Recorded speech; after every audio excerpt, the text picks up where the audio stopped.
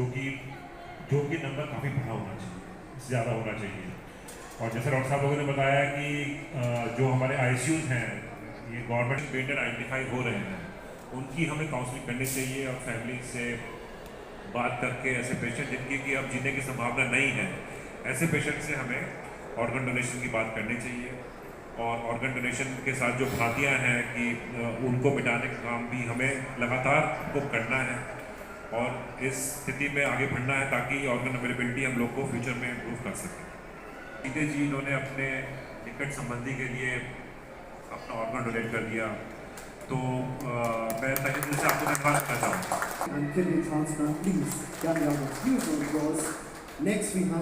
और जब भी मैं डॉक्टर्स के बीच में जानता हूँ, भगवान को तो मैंने देखा नहीं, लेकिन जो पृथ्वी में भगवान होते हैं तो वो डॉक्टर्स होते, तो मुझे लगा कि मैं भगवानों के बीच में आ गया हूँ।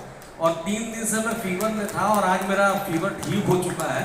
तो ये होता है डॉक्टर के पास जाने का असर, दूर तक पहुँचे।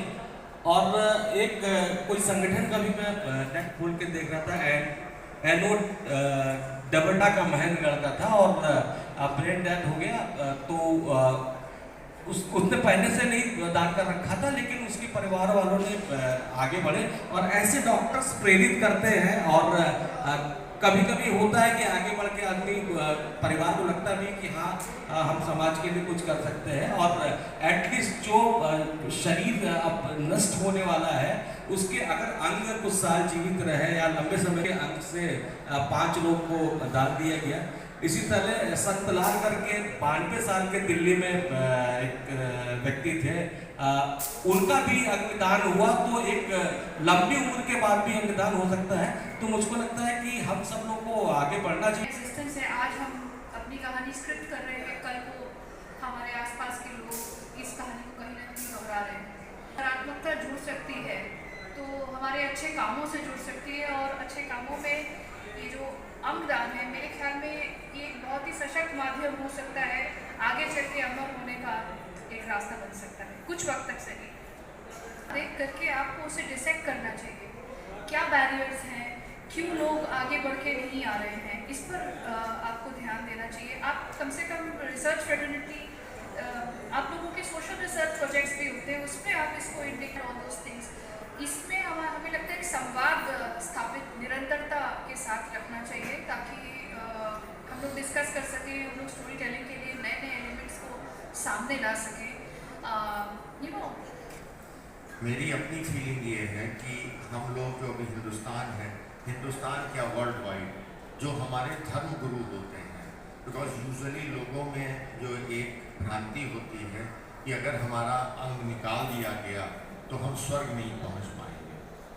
तो जो आपके माध्यम से चाहते हैं कि ये इंटरव्यू धर्म गुरुओं के इंटरव्यूज़ हम कराएं, हम अपने भी मार्केटिंग से देखेंगे इन धर्म गुरुओं से, बिकॉज धर्म गुरु जब कोई बात करेंगे चाहे वो किसी कम्युनिटी से हो तो उसका भी एक इम्पैक्ट पब्लिक में बहुत अच्छा पड़ता है।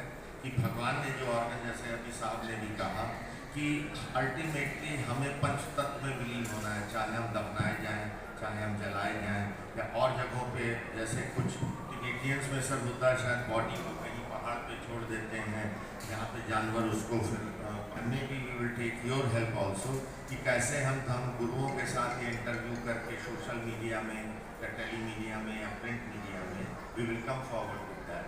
एंड आई थिंक धर्म गुरु शुरू में ये कैंपेन चला के that will probably affect the society more and then we will have more संवाद कि हाउ इट इज बेनिफिशियल।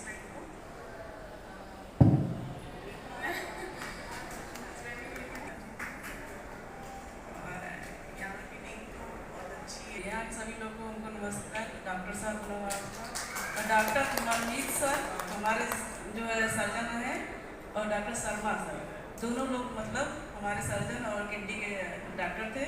और शर्मा सर बहुत ही अच्छे डॉक्टर हैं, और मनमीत सर जो नई जिंदगी हमारे हस्बैंड को दे दिए, जो कि बहुत मुश्किल था किडनी ट्रांसप्लांट, जिसमें जो बताते हैं कि जेनेटिक था और उसमें बहुत ज़्यादा सिस्ट पड़े हुए थे, लेकिन फिर भी इन लोगों के सहयोग से हमारे पति को नया जीवन मिला और बहुत ही अच्छा हॉस्पिटल मेदांता है। शर्मा रही है और इतनी भी जानकारी नहीं है कि हम क्या दे रहे हैं, किसको दे रहे हैं। सिर्फ ये कि हमारे पति की जान बच जाए, चाहे जैसे बचे, और तब कि आप बिल्कुल सेफ हैं, आपको कुछ नहीं होगा और इनकी भी ज़िंदगी सेफ रहेगी। सिर्फ थोड़ी भी झिझक नहीं, सिर्फ बस परिवार बच जाना चाहिए, जैसे भी बच जाना चाहिए। शैली तो अगर हम सब ने देखा कि एक लड़का होना चाहिए, मुझे मुखाग्नि खोल देगा, जबकि now it makes no difference.